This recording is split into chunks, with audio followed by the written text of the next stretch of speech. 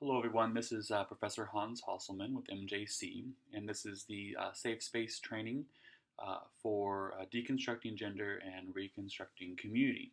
And in this discussion, we're going to be talking. In this lecture, we're going to be talking about some basic terminology and some definitions, as well as a little bit of detail of where those definitions came from that you may often find within the LGBT community.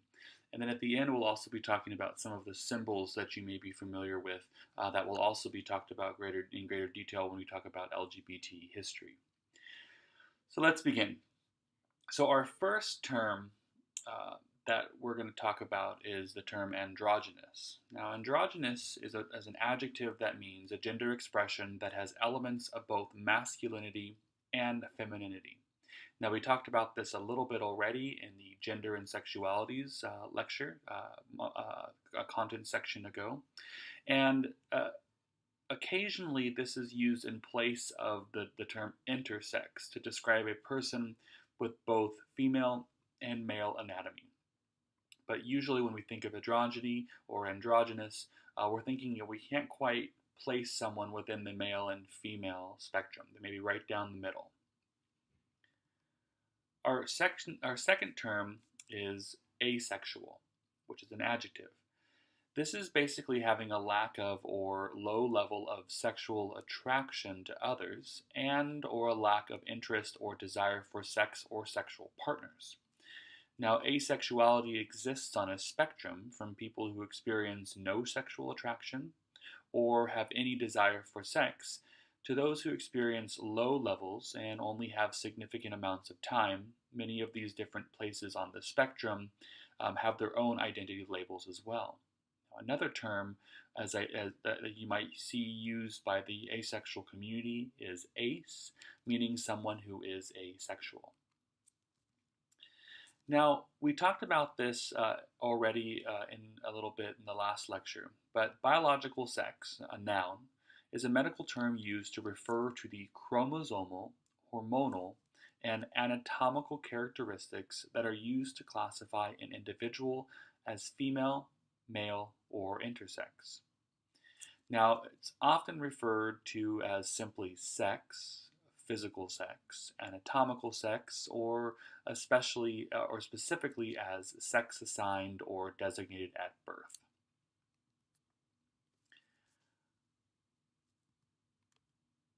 Biphobia is a range of negative attitudes, for example, fear, anger, intolerance, resentment, erasure, or discomfort that one may have or express towards bisexual individuals. Now, biphobia came from or can come from and be seen within the queer community as well as straight society. And I just realized that I'm missing a slide here, and I'm going to define the term bisexual for you, which is an adjective.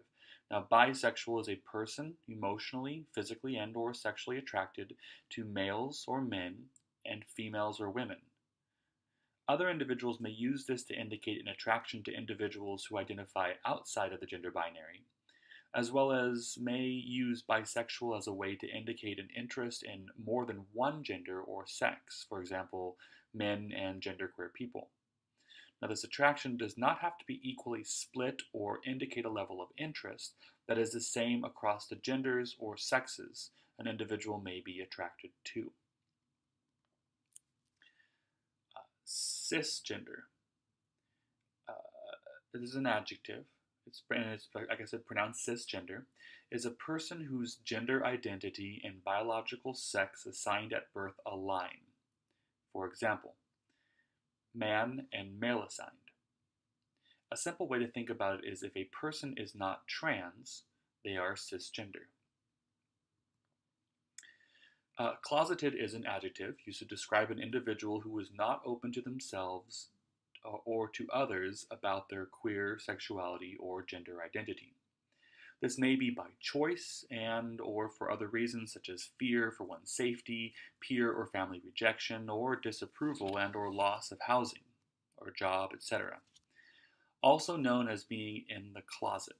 Now, when someone chooses to break this silence, they come out of the closet. Which brings us to our next term, which is coming out. Now, this is a verb. It's the process by which one accepts and or comes to identify one's own sexuality or gender identity, which means you come out usually to oneself. And it's also it's a dual process. Aside from coming out to oneself, it's also the process by which one shares one's sexuality or gender identity with others, as in to come out to friends and family, etc.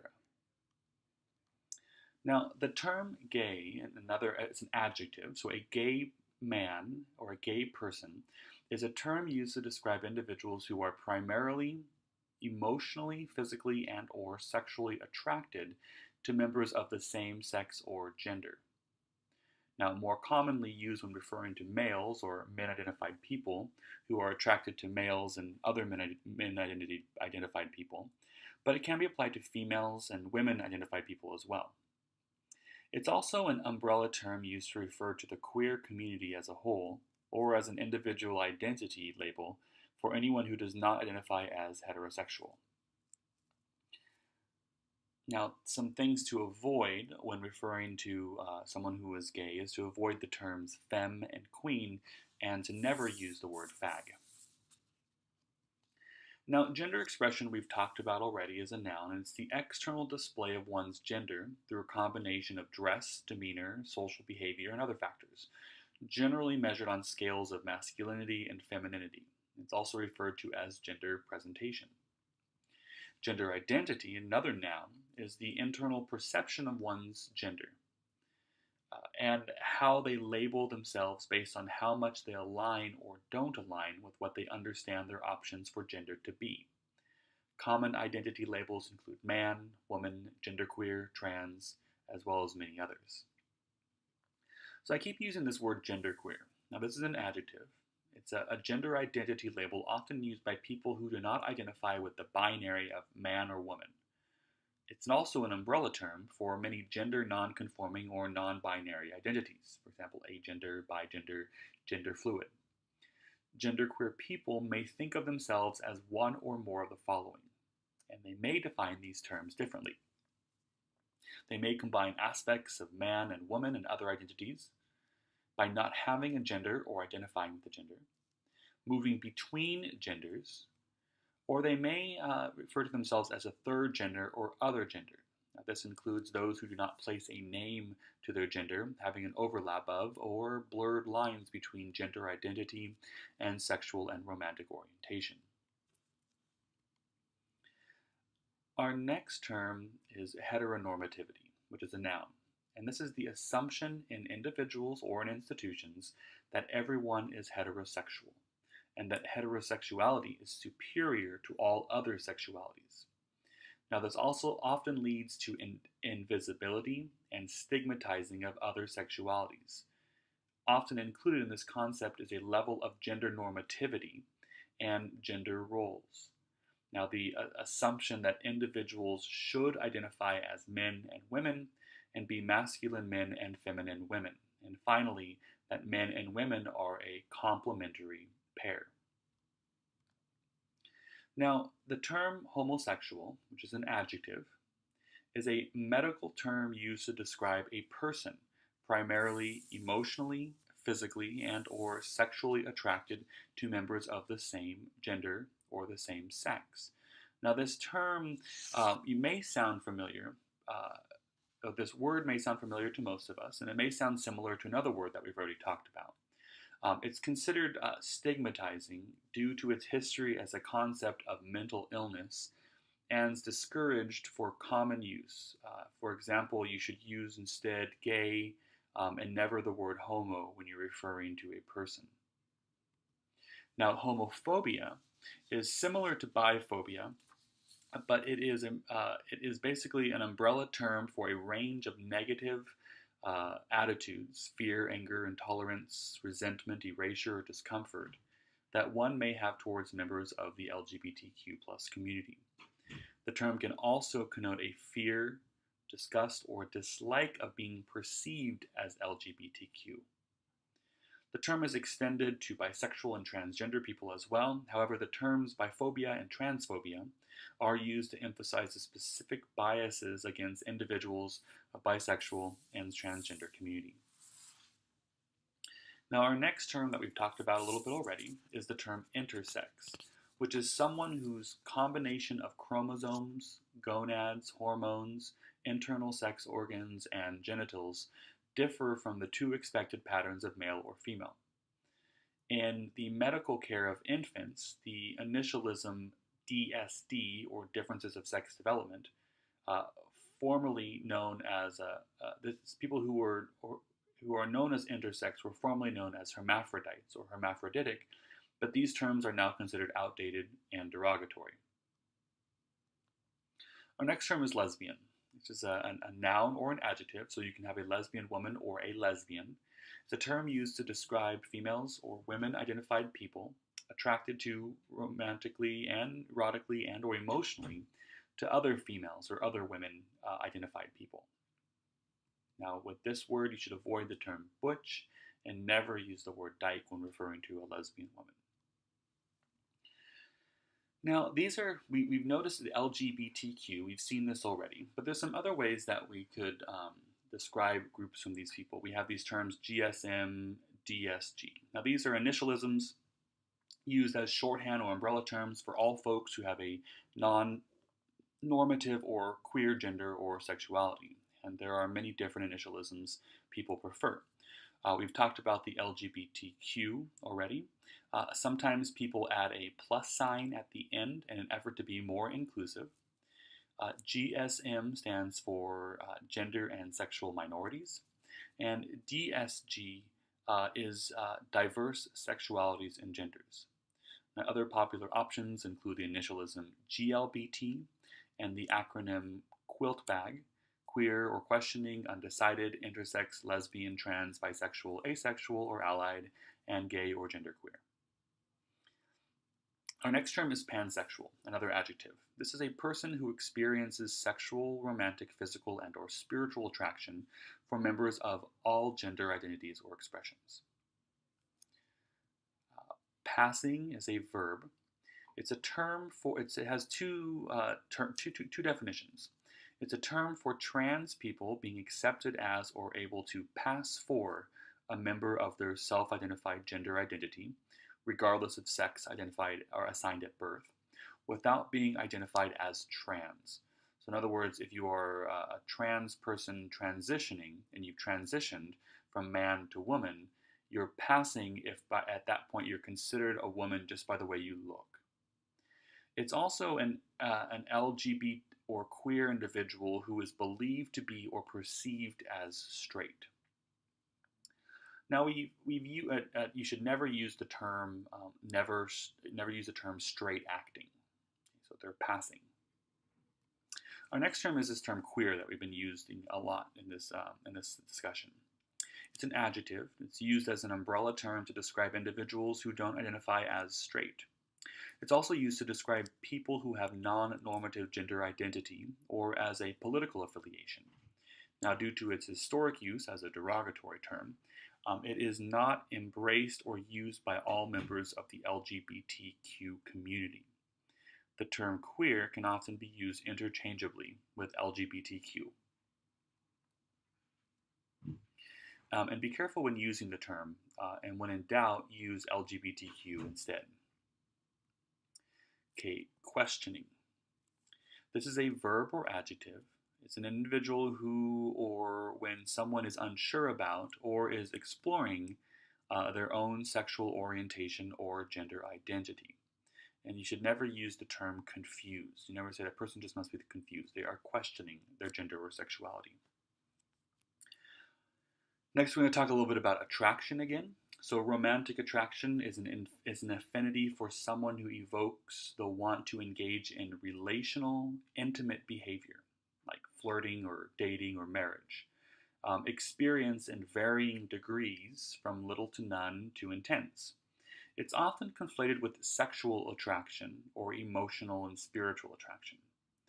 But sexual attraction, which you should never use the term sexual preference, or sexual orientation, is the type of sexual, romantic, emotional, spiritual attraction one feels for others, often labeled based on the gender relationship between the person and the people they're attracted to. It's It's often mistakenly referred to as sexual preference. Now, someone who is straight is a person primarily emotionally, physically, and or sexually attracted to people who are not their same sex or gender, a more colloquial term for the word heterosexual. Now, this brings us to our term transgender and trans.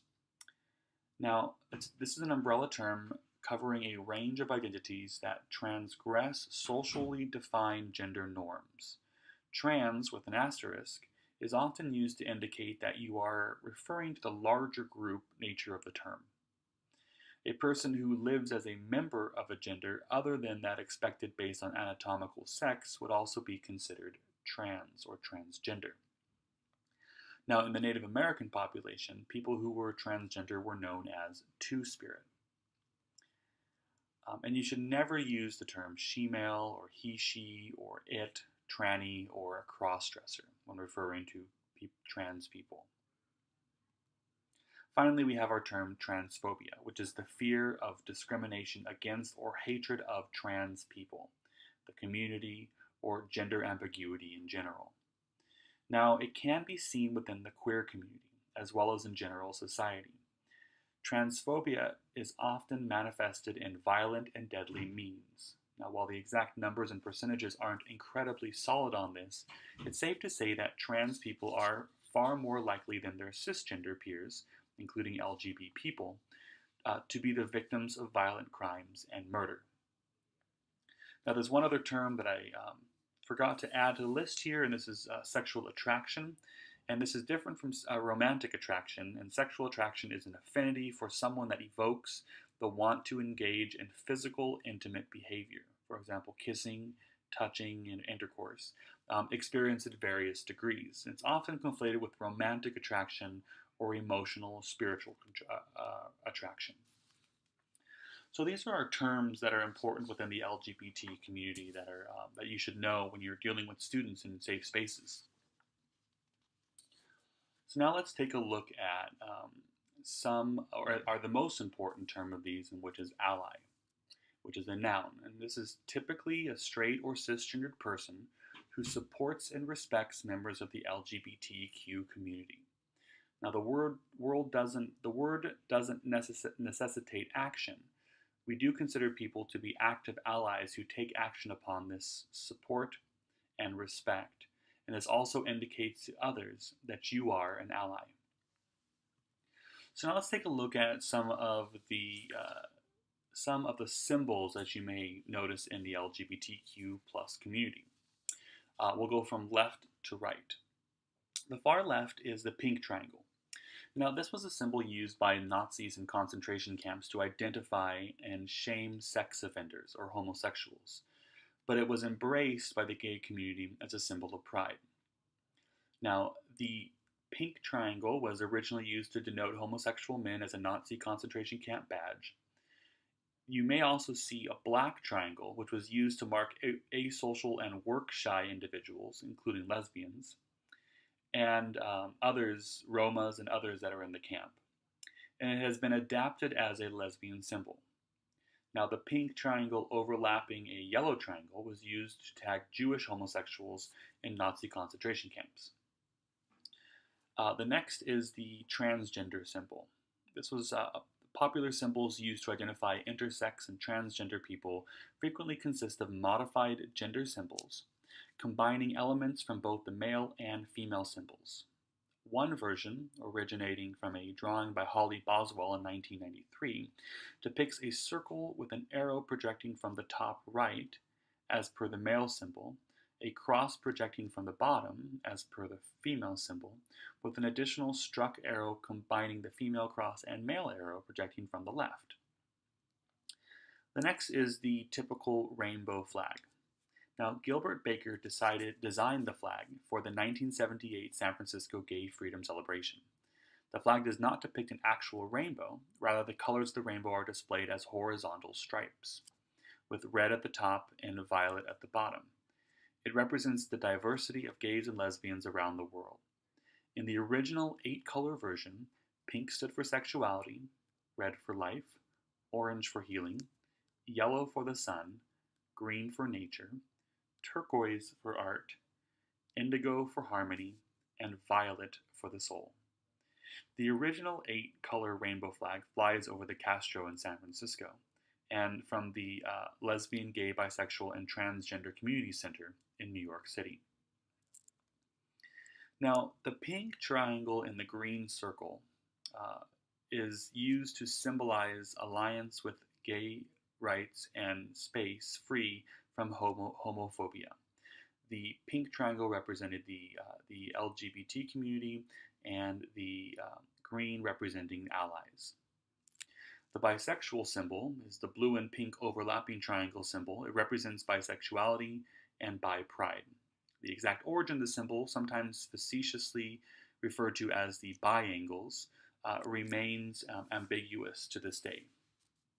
And finally, we have our Human Rights Campaign symbol, the largest LGBT civil rights advocacy group and political lobbying organization in the United States.